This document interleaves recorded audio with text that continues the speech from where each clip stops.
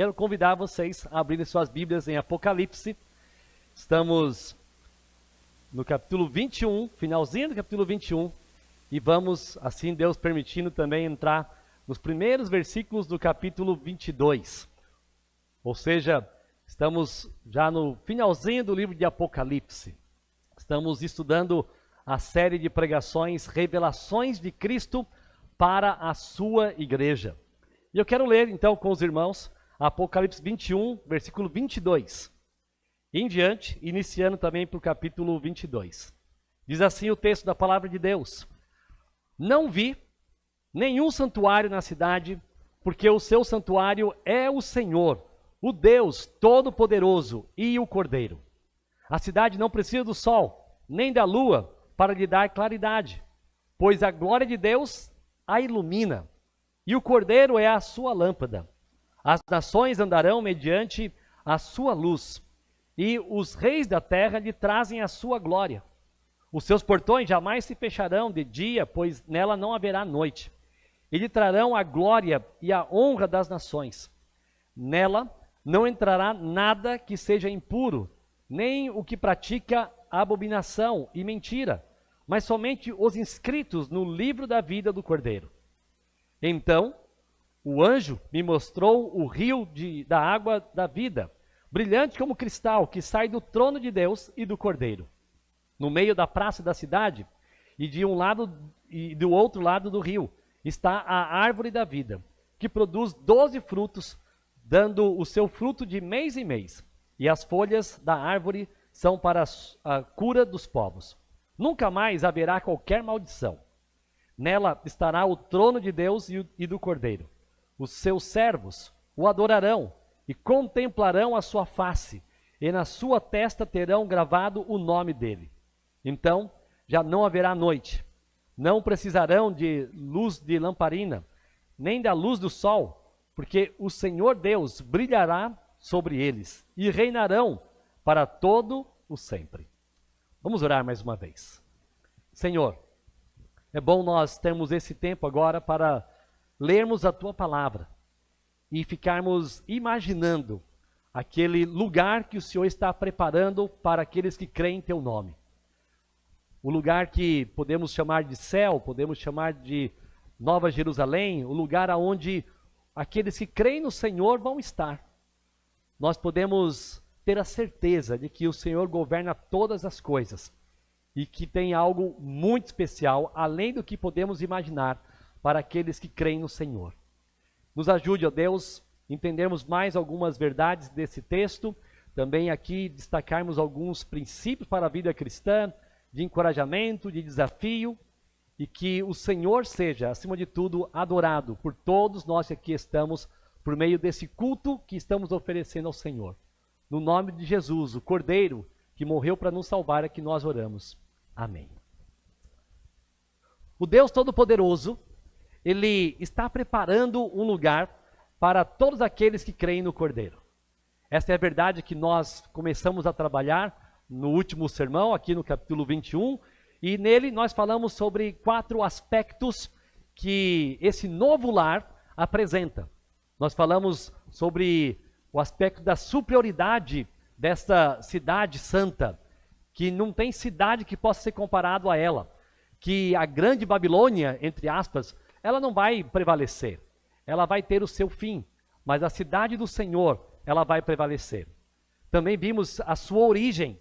Nós vimos no texto bíblico que essa cidade santa, ela descerá dos céus. O Senhor está preparando, o Senhor Jesus disse que ia preparar esse lugar e que então um dia traria a nós.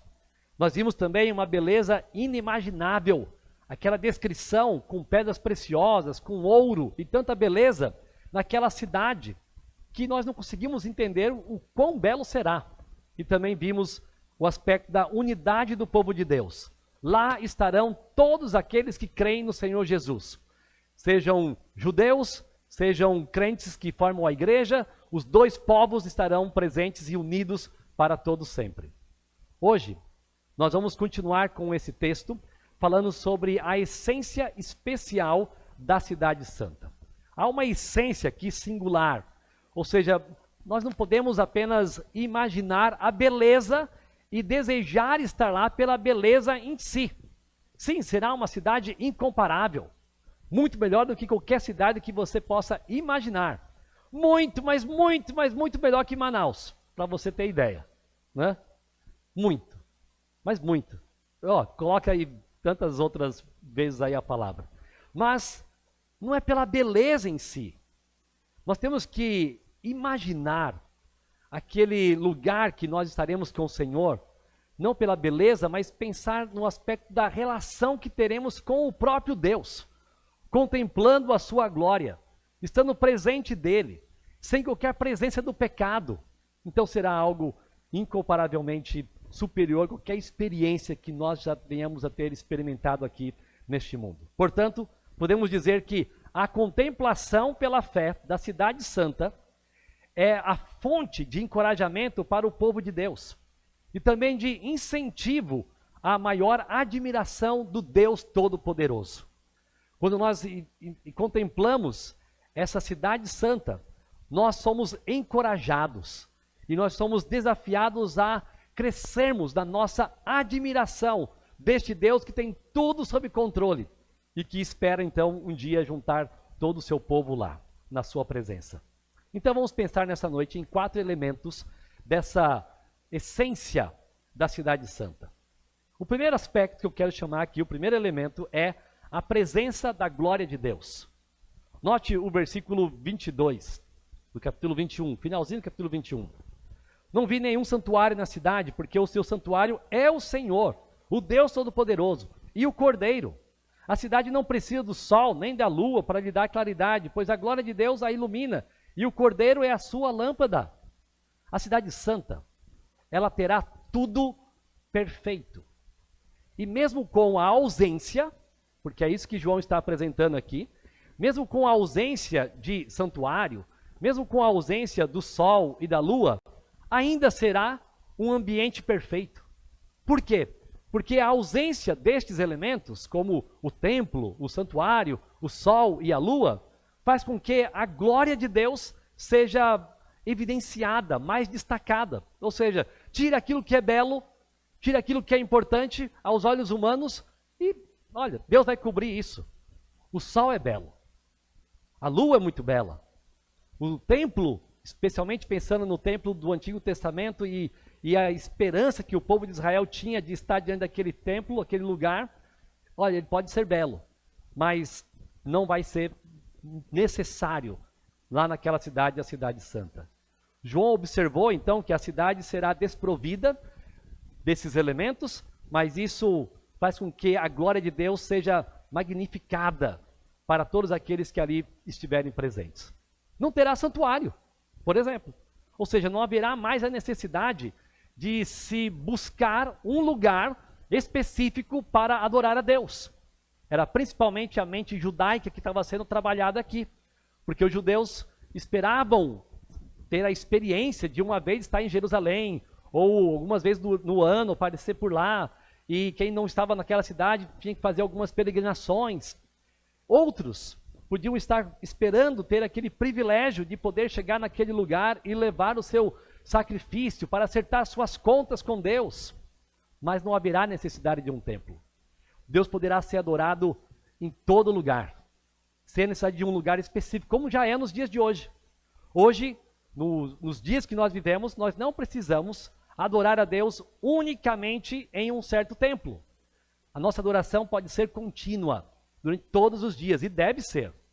Mas a falta desse santuário também faz a gente entender que não haverá necessidade de sacrifício de animais.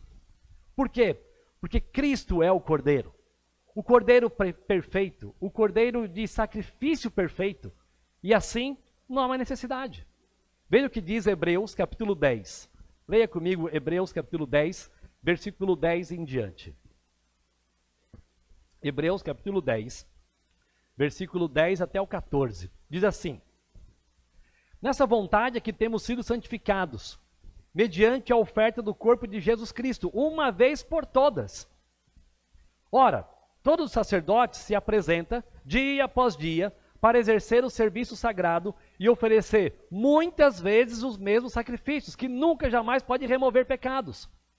Jesus, porém, versículo 12, tendo oferecido para sempre um único sacrifício pelos pecados, assentou-se à direita de Deus, aguardando, daí em diante, até que os seus inimigos sejam postos por estrada dos seus pés. Porque, como uma única oferta, aperfeiçoou para sempre os que estão sendo santificados.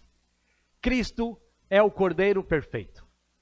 Hoje já não há mais necessidade alguma de nós estarmos tentando resolver nossos pecados por meio dos sacrifícios, como eram lá feitos no Antigo Testamento. Porque Cristo é o nosso Cordeiro. Então não haverá necessidade nenhuma de sacrifícios também na eternidade.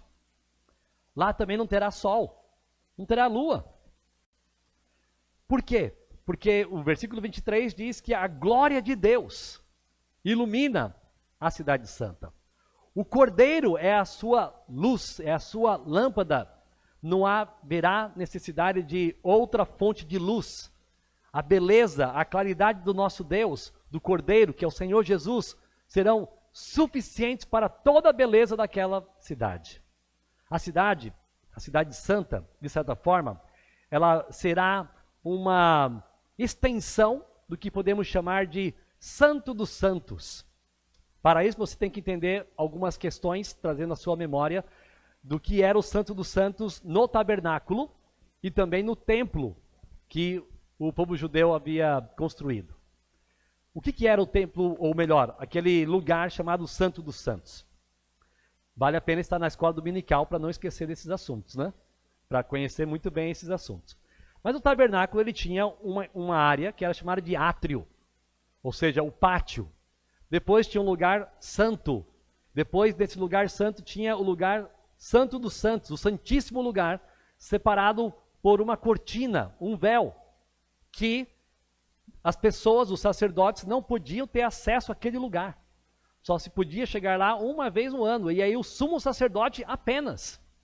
No templo também, com algumas alterações, mas a ideia era a mesma. Existia um lugar no tabernáculo, que depois foi substituído pelo templo, de símbolo da habitação de Deus, o Santo dos Santos. Agora, lá na Cidade Santa, todos nós teremos acesso ao Santo dos Santos, porque ali estará a glória de Deus. Será então a representação perfeita do Santo dos Santos com a presença da glória de Deus. A presença de Deus já não vai precisar mais ser buscada, porque a presença de Deus estará ali em todo momento. Ela será conhecida, ela será sentida, ela será universal. A presença do nosso Deus vai estar impregnada em tudo, como a luz do dia. Irmãos, isto é algo que nós não podemos entender simplesmente assim, vai ser mais ou menos assim ou assim. Mas o que deve nos animar, nos encorajar, é saber que a glória que esteve no tabernáculo, a glória que esteve no templo, vai ter total livre acesso na Cidade Santa. Moisés não podia entrar lá no Santo dos Santos. Os sacerdotes não podiam entrar no Santo dos Santos. Mas um dia, pessoas como eu e você, perdoadas pelo Senhor Jesus, poderemos estar na presença do nosso Deus para todo sempre. Isso deve nos encorajar a adorá-lo mais e mais e também admirá-lo por sua grandeza. Ninguém podia estar na presença de Deus por causa do pecado, mas na Cidade Santa não haverá mais barreiras para o acesso à glória de Deus. Portanto, teremos no futuro o que de certa forma temos agora, mas bem limitado. Hoje nós temos um relacionamento com Deus, porque podemos orar a Deus, podemos adorar nosso Deus, podemos cantar a Ele, podemos ler Sua palavra, mas esse relacionamento que já é especial será muito superado, vai ser deixado assim como algo muito simples para o relacionamento que teremos de perfeição com o nosso Deus. Nós não seremos mais pecadores, nós estaremos ausentes da presença do pecado. Nossa relação com Deus, então, será intensa, perfeita, sem barreiras, sem pecados para atrapalhar. Você pode imaginar isso? Por exemplo, às vezes você está orando e facilmente se distrai. Sim ou não? Ou só eu que sou esse pecador miserável que acontece isso? Às vezes você está adorando a Deus, aqui, cantando letras tão belas como essa, e se distrai, começa a pensar em outras coisas. Às vezes você está numa obra ministerial, evangelizando, servindo, e se distrai por conta da sua motivação que não é a glória de Deus. E tantas outras situações da vida. Isso nos atrapalha. Mas na Cidade Santa estaremos diante de Deus. Aquela expressão latina chamada corem Deo, diante de Deus, em todo momento. Nós teremos o privilégio de estar diante do nosso Senhor para adorá-lo. E isso tem que nos entusiasmar muito, porque nada é mais precioso, ou melhor, nada deveria ser mais precioso para crentes no Senhor Jesus do que desejar estar na presença dele, o Cordeiro, de estar na presença de Deus. Sabe que às vezes nós estamos apaixonados por coisas deste mundo e queremos ter satisfação neste mundo com tantas coisas e esquecemos de que nós devemos desejar a presença do Senhor, estar nos átrios do Senhor para toda a eternidade. Isso tem que nos animar a cada dia.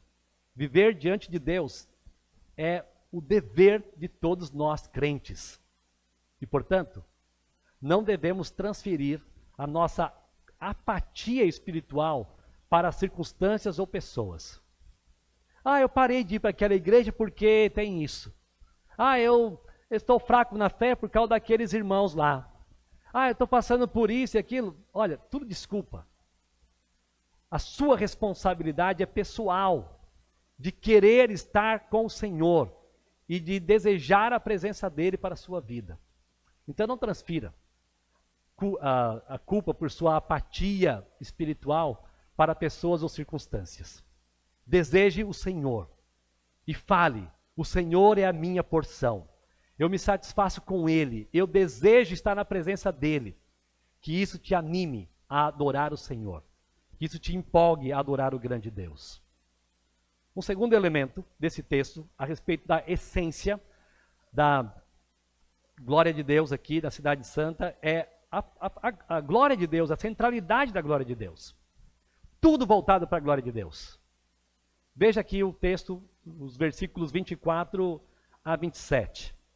Primeiro, note que as nações, os reis da terra, ou seja, aqueles que ali estarão, que não serão mais inimigos de Deus, não serão mais os inimigos do povo de Deus, não serão mais os rebeldes, porque na Cidade Santa não existirá estes. Lembre-se que nos versículos anteriores, aqueles que se opunham a Deus já serão aniquilados, não existirão mais. Então quem estará lá na Cidade Santa? Somente pessoas submissas a Deus e que creem no Cordeiro. Não existirão, então, pessoas de diferentes nações como pessoas não convertidas, não crentes. Não, as nações aqui é simplesmente uma expressão para falar sobre pessoas salvas de diferentes nações do mundo, mas que estarão lá, de diferentes povos, diferentes nações, diante do nosso Deus. Sabe o que isso mostra? Isso mostra que todos os crentes, todos aqueles que creem no Senhor Jesus, todos que serão glorificados, estarão diante do Senhor. E assim, não haverá mais a necessidade de pregação, no sentido evangelístico, porque o resultado das pregações estarão ali. Os resultados estarão ali. Aquilo que hoje fazemos como igreja, de levar o evangelho a toda a tribo, todo o povo, toda a nação, vai ser contemplado ali, lá naquele lugar, nos céus. E toda a glória será somente a Deus. Esses versículos, eles refletem uma prática, um costume dos reis antigos, que quando eles, então, venciam uma batalha, quando eles se estabeleciam diante de outros povos, esses povos ao redor, eles iam até lá, até aquele rei, para ofertar, para presentear, para reconhecer a grandeza daquele Deus, ou melhor, daquele rei. Foi o que aconteceu com Salomão. Salomão estava tão exaltado diante dos povos que muitos reis chegavam lá para conhecer um pouco dele, conhecer o seu grande reino. Na cidade celestial, todos honrarão o rei dos reis. Seus portões jamais se fecharão. Uma expressão interessante, ou seja, as portas não vão se fechar porque, em primeiro lugar, não haverá perigo algum. E lembre-se, João estava no 1º século, sofrendo perseguição do Império Romano. Ele era cativo na ilha de Patmos. A igreja estava sendo perseguida. E uma das maneiras de animar o povo de Deus era dizer, olha, tudo isso vai acabar. Vai acabar. Vocês estarão num lugar que vocês não vão precisar ficar se protegendo. Não haverá mais necessidade de portões. Tudo será muito seguro. Mas um outro aspecto relacionado aqui é a adoração ao Senhor Deus. Não terá intervalos. Não vai ter necessidade de fechar para voltar amanhã. Não, eu quero adorar mais a Deus. Sim, pode adorar, para toda a eternidade.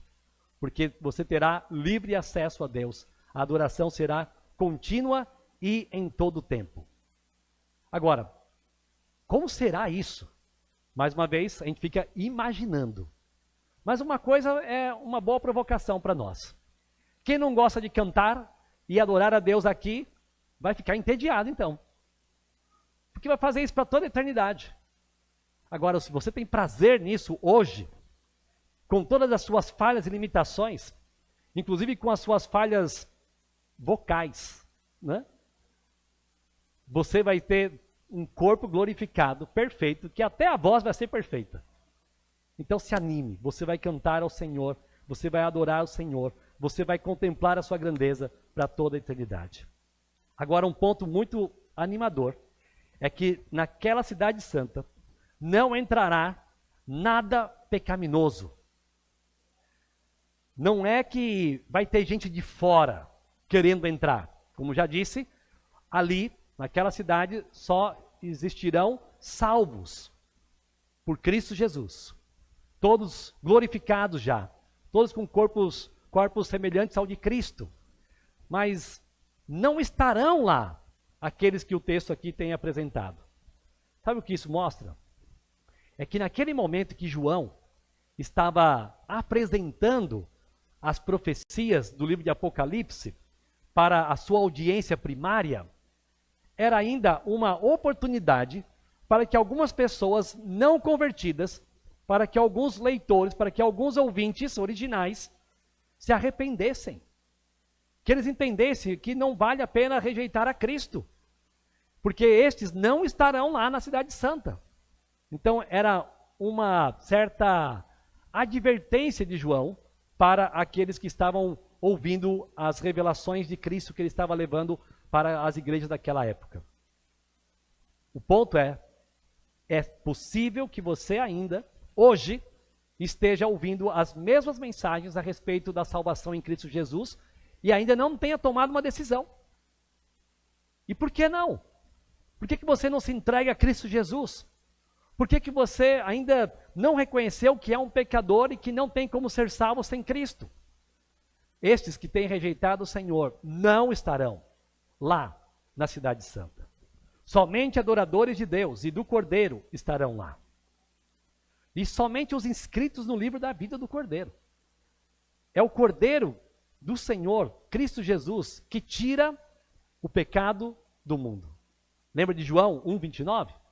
João 29, vamos ler João 1:29, um versículo importante a respeito do Cordeiro. João 1:29. Porque a linguagem do Apocalipse a respeito de Cristo é bem diversificada. Se refere a Cristo de diferentes formas, mas uma das mais presentes é Cordeiro. Quem é o Cordeiro? O Cordeiro é Cristo Jesus. E nós podemos ver isso claramente em João 1:29, quando João Batista viu Cristo Jesus ali se aproximando e ele disse assim, no dia seguinte, vendo que Jesus vinha em sua direção, João disse, eis o Cordeiro de Deus, que tira o pecado do mundo. Esse é o Senhor Jesus. Somente Ele pode resolver o problema da humanidade, que é o pecado. Somente este cordeiro, sacrificado uma única vez, como nós lemos lá em Hebreus, pode solucionar o pecado da humanidade para todo sempre. No Antigo Testamento, era necessário que o sacerdote sempre estivesse sacrificando um animal que a família, que aquele homem levava ali para ser oferecido ao Senhor. Era um apaziguamento temporário dos seus pecados. Mas Cristo é o nosso Cordeiro perfeito, que tira o pecado do mundo. Agora, o fato de Cristo tirar o pecado do mundo não quer dizer que tirou o pecado de todos nós de uma só vez, de toda a humanidade, e portanto toda a humanidade então será salva e estará na cidade santa. Não será. Cristo tem o poder de tirar o pecado do mundo. E ele tem tirado o pecado daqueles que creem nele, que dizem: eu sou um pecador, não tenho como ser salvo se não crer no Cordeiro, que tira o pecado da minha vida. Então, creia no Senhor Jesus. E se você já crê, você já foi purificado, perdoado, e pode ter a certeza de um dia estar com o Senhor para toda a eternidade.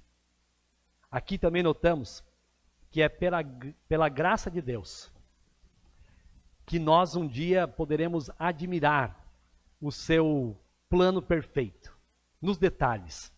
Pela graça de Deus que nós saibamos admirar o seu maravilhoso plano de nos levar para diante dele. Que nossos corações então se encham de alegria por termos os olhos fitos naquele que há de vir, Cristo Jesus, o nosso Cordeiro. Mais um elemento da essência da cidade santa: a vida abundante do povo de Deus. Agora já no capítulo 22, estamos entrando para o último capítulo do livro de Apocalipse. Será que nós já, terminando Apocalipse, a gente não tem mais o que pregar? Olha, tem muitos outros livros para pregar, e se eu voltasse no capítulo 1, ainda seria tudo novo. Nós estaríamos aprendendo um monte de outras coisas. Então, estamos entrando para esse último capítulo, algo muito especial. E nesses primeiros versículos nós notamos a vida abundante do povo de Deus. Olha o que vemos no versículo 1. Então o anjo me mostrou o rio da água da vida, brilhante como cristal, que sai do trono e do Cordeiro. Algo muito interessante aqui. A cidade santa, ou seja, a Nova Jerusalém, esse lugar que popularmente podemos chamar de céu, ou lugar para os salvos, a morada do povo de Deus, será em certos aspectos semelhante ao Jardim do Éden. Em certos aspectos, semelhante ao Jardim do Éden. Mas não igualzinho, porque vai ser superior. Em alguns aspectos semelhantes. Por exemplo, lá no Jardim do Éden, haviam 4 rios que cortavam ali o Jardim do Éden, que você vê lá no capítulo 2, versículos 10 a 14. Mas na Cidade Santa, terá apenas um rio. Os rios, eles destacam beleza para o ambiente. Normalmente o rio traz aquela beleza aos nossos olhos, traz também um senso de algo puro, cristalino, quando nós olhamos para águas tão belas, e também nos faz pensar sobre a vida. Quando olhamos para um rio bonito e há neles peixes, nós vemos, olha como é tudo puro, tanta vida aqui. Mas lá na Cidade Santa haverá um único rio, mas um rio que vai ter como principal objetivo mostrar que a vida eterna, ela fluirá do trono de Deus para os habitantes da Cidade Santa. Esse rio, ele virá do trono de Deus e do Cordeiro, um símbolo da fonte de vida eterna. Possivelmente, aqui é só uma reflexão, para mostrar que a vida eterna não é uma conquista de pecadores como nós, mas para mostrar que pecadores vão precisar sempre de estar na presença de Deus. Não é que alguém vai perder essa presença dali para frente, mas é para mostrar que Deus é a fonte da vida para toda a eternidade. Deus e o Cordeiro. Ali também terá uma árvore, a árvore da vida. No Jardim do Éden também, essa árvore estava lá. Mas Adão não podia comer da árvore do conhecimento do bem e do mal, e também não podia comer da árvore da vida. Adão não podia, mesmo antes do pecado. Mesmo antes dele ter caído no pecado, ele não podia se aproximar, não podia comer dessas árvores. Mas lá no lar eterno, na cidade santa, na Nova Jerusalém, na morada daqueles que creem em Deus, esta árvore será de livre acesso para todos os salvos. Por que precisamos dessa árvore?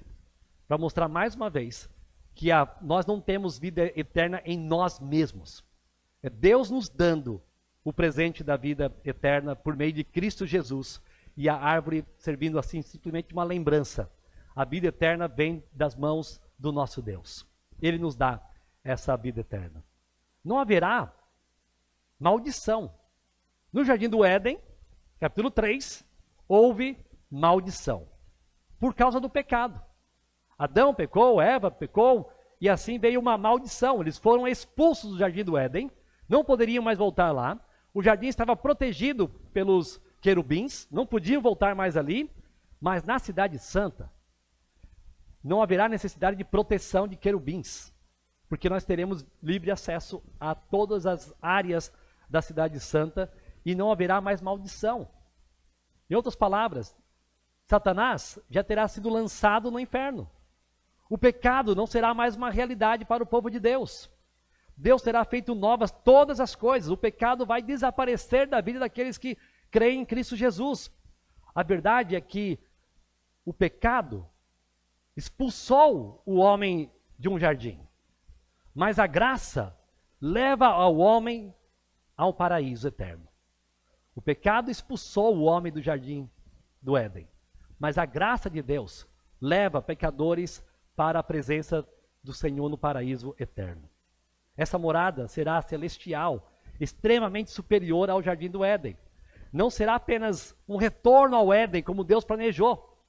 Aquele Éden, né, o paraíso inicial, um lugar de deleite, que é o significado da expressão, mas será um lugar extremamente superior. Lá no Éden, Adão e Eva podiam pecar. Na Cidade Santa, não haverá mais possibilidade de pecado.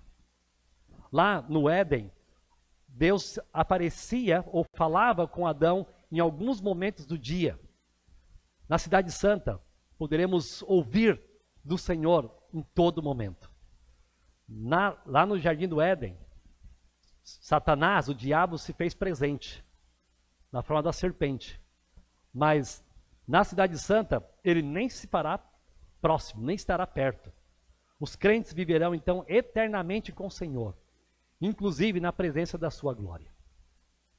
Essa mensagem a respeito de uma vida abundante deve animar os nossos corações. Quando nós não contemplamos o plano de Deus para a salvação do seu povo, nós somos tentados a nos desanimar com as dificuldades da vida, que era o caso dos primeiros ouvintes de João. Perseguições, problemas, prisões, dificuldades, injustiças, mas o Senhor queria animar o seu povo, mostrando algo que ele estava preparando. De certa forma, então, é a mesma coisa conosco hoje. Os limites dessa terra, os problemas desse mundo, não podem desanimar o povo de Deus. O povo de Deus tem que contemplar, pela fé, a cidade santa, na qual um dia ele poderá habitar. Pensar em estar na cidade santa não deve ter como principal motivação o não sofrimento. Eu não quero mais sofrer. Eu quero acabar com o meu sofrimento. É por isso que eu quero ir para o lugar chamado céu. É por isso que eu quero ir para a cidade santa. Eu quero que meu sofrimento acabe. Não. A nossa motivação deve ser outra. A nossa motivação e alegria deve ser a de estar na presença de Deus para adorá-lo e principalmente com a certeza de que não pecaremos mais. Porque o servo de Deus se entristece quando ele peca contra Deus. Se você tem desenvolvido temor no seu coração, uma das coisas que você mais luta é não entristecer a Deus. É não pecar contra Ele. É não ofendê-lo. Mas você não quer mais isso, porque você entende que Ele é o seu Senhor. Mas a vida aqui nessa terra, ela nos traz aí muitas situações que estamos aqui lutando contra a nossa carne, contra o nosso corpo, contra os desejos do nosso coração, que é corrupto e enganoso, e nos entristecemos. Ou seja, O crente genuíno, ele lamenta o pecado. Ele se entristece. E ele não quer mais fazer isso. Então, um dia, poderemos estar na presença do Senhor com plena satisfação de saber que não mais ofenderemos o nosso Deus. Isso deve ser um dos nossos motivos de admiração e desejo de estar lá na Cidade Santa. Por fim, mais um elemento da essência especial da Cidade Santa, as atividades dos servos de Deus. Veja aqui o final do versículo 3, caminhando aqui para os versículos 4 e 5 do capítulo 22. Os santos serão chamados de servos. Veja o que diz o texto. Os seus servos o adorarão. Mais uma vez, tem algo bem interessante para destacar. Nós somos salvos pelo Senhor Jesus. Isso é especial, crer em Cristo. Mas nós fomos salvos para servi-lo, para adorá-lo. E nós seremos chamados de servos, inclusive, então, ali na Cidade Santa. Os seus servos. Nós pertencemos a Ele. Portanto, nenhuma pessoa que entende realmente o Evangelho acha que pode fazer da sua vida o que bem quer. Ah, eu sou salvo, mas eu vou fazer o que eu quero. Ah, eu sou salvo, então eu tenho liberdade para viver do meu jeito. Não. O salvo, ele entende que ele era um escravo de Satanás, que se libertou dessa escravidão por causa de Jesus, e agora ele se tornou um servo ou um escravo de Cristo Jesus. Ele abandona o Senhor antigo para agora servir o seu único Senhor, como um escravo, como um servo, e encontra alegria e prazer nisso. Uma das analogias interessantes do Antigo Testamento nas histórias que nós conhecemos é justamente essa relação da escravidão. O povo de Israel, ele tinha um trato especial com os escravos, que era bem diferente da escravatura brasileira, por exemplo. Bem diferente. Havia uma relação, na maioria dos casos, até muito familiar com os escravos. Por quê? Porque na lei de Deus, o povo de Israel tinha que tratar bem o estrangeiro. E tinha que tratar bem os escravos. Ninguém era escravo para toda a vida. Chegava em um certo momento que tinham que ser liberados, libertados. E algo podia acontecer. Se o escravo gostava tanto do seu senhor, gostava do relacionamento que o Senhor dava a ele, permitia a ele, e ainda quisesse continuar servindo, ele poderia fazer essa escolha. E ele tinha que, então, se mostrar publicamente que ele decidiu por vontade própria ser um escravo. Mas que escravatura seria essa? De maltratos? Não. Ele simplesmente decidiu servir aquele senhor porque se sentiu amado e protegido por ele. E esses escravos, então, tinham que furar as suas orelhas para mostrar publicamente para a sociedade que eles não são mais escravos por obrigação, estão ali por livre e espontânea vontade. Isso nos ajuda a entender um pouco da relação que nós devemos ter com o nosso Deus. Nós éramos escravos do pecado, mas em Cristo, nós agora nos tornamos por livre e espontânea vontade, entre aspas, né, porque tem alguns detalhes aí que a gente tem que entender da teologia, mas nos submetemos ao Senhor. Somos dele. Queremos servi-lo. Temos que nos mostrar, então, dispostos a servir o nosso Deus. E faremos isso. Em serviço perfeito, em ambiente perfeito, como será a Cidade Santa para toda a eternidade. Agora, note o detalhe desses versículos. Os servos o adorarão. E como diz aqui, o contemplarão. Contemplarão a sua face. Temos aqui, então, de certa forma, um clímax das bênçãos que serão usufruídas pelos que creem em Cristo Jesus. Poderão adorar a Deus e o Cordeiro face a face. Você lembra do hino Hei de ver meu Redentor? Só os antigos, né? Hei de ver meu Redentor. Ah, só eu agora sei. Qual é? Hei de ver meu Redentor é um hino muito interessante, porque ele foi escrito por uma autora, uma compositora cega. Mas ela desejava estar na presença do Senhor. E ela desejava estar lá e ver os seus irmãos. Mas primeiro que meus irmãos, Eu quero ver meu Redentor. Era o desejo que ela expressou ali naquele hino, e que nós devemos expressar quando também cantamos aquele hino. Como será contemplar a Cristo Jesus? Como será contemplar o próprio Deus? Vejam que o texto então nos apresenta como privilégio daqueles que creem em Jesus. E ainda terminando aqui o versículo, os servos reinarão por quanto tempo? Para todo sempre. O povo de Deus, por causa da graça dele, unicamente por causa da graça do Senhor Deus e do Senhor Jesus, vão assumir uma posição de coparticipantes da autoridade de Cristo. E assim reinarão, viverão como reis diante do Rei maior, do Rei dos Reis, na sua glória para todos sempre. Como cristãos, hoje, nós estamos assentados nos lugares celestiais, como diz Efésios capítulo 2. Isso é uma questão da fé e da certeza que podemos ter que já estamos lá. Ainda não, mas já estamos ao mesmo tempo. Mas na eternidade, nós reinaremos sobre os novos céus e a nova terra, quanta honra e quanta graça de Deus. Você tem louvado a Deus pela tão maravilhosa graça dele?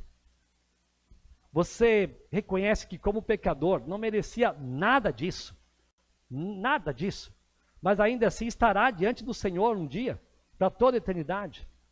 Nós somos tão pecadores, mas poderemos um dia, por causa do perdão dos nossos pecados em Cristo Jesus, adorarmos a Deus e ao Cordeiro para todo sempre. O Deus Todo-Poderoso está preparando um lugar para todos os que creem no Cordeiro. E vimos aqui então a essência deste lugar, a essência especial da Cidade Santa, a presença da glória de Deus, a centralidade da glória de Deus, a vida abundante do povo de Deus, as atividades dos servos de Deus. Nós temos que entender o seguinte: nós devemos louvar a Deus pelo seu plano perfeito. Tudo está ocorrendo de acordo com a sua vontade. Apocalipse não é um livro do caos. Apocalipse é um livro de esperança, para mostrar que ele está no controle de tudo. E a redenção de pecadores como nós é uma verdade que nós então já podemos contemplar ao lermos o texto do livro de Apocalipse. João, o apóstolo, estava consolando os seus irmãos daquele primeiro século. E que, em resumo, ele estava dizendo assim: irmãos, vale a pena esperar. É a mesma mensagem para nós. Lutas não devem nos desanimar aqui. Irmãos, vale a pena esperar. Um dia estaremos na Cidade Santa. Amém. Oremos. Senhor, é tão bom poder contemplar os teus planos e crescer na admiração ao Deus Todo-Poderoso e ao Cordeiro que nos libertou dos pecados. Senhor, todo esse lugar não faria sentido nenhum para nós se não fosse a sua presença. Nos ajude a não estarmos tão desejosos por esse lugar, a Cidade Santa,